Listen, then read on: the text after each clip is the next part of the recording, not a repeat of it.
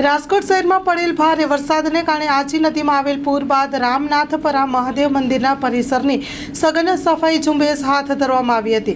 સ્થળ મુલાકાત લેતા રાજકોટ મહાનગરપાલિકાના પદાધિકારીઓ અને કોર્પોરેટરો, ધારાસભ્ય તેમજ મ્યુનિસિપલ કમિશનર ઉપસ્થિત રહ્યા હતા।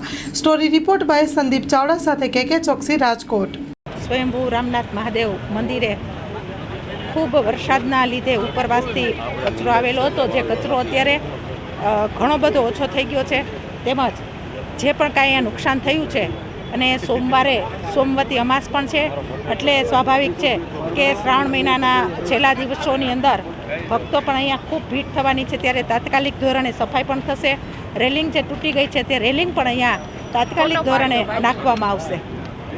જે અત્યારે તાત્કાલિક ધોરણે જે કામ હાથ લીધું છે એ કામ તો ચાલુ તાત્કાલિક ધોરણે થઈ જશે, પણ જ્યાં જે ધરાશાયી થઈ ગયું છે તે અધિકારીઓને સાથે રાખી અને તાત્કાલિક ધોરણે આ બધા ખાડા પડ્યા છે, પુલ તૂટી ગયો છે, એ પણ વ્યવસ્થિત રીતે અવરજવર થઈ જાય તેવું બનાવવામાં આવશે।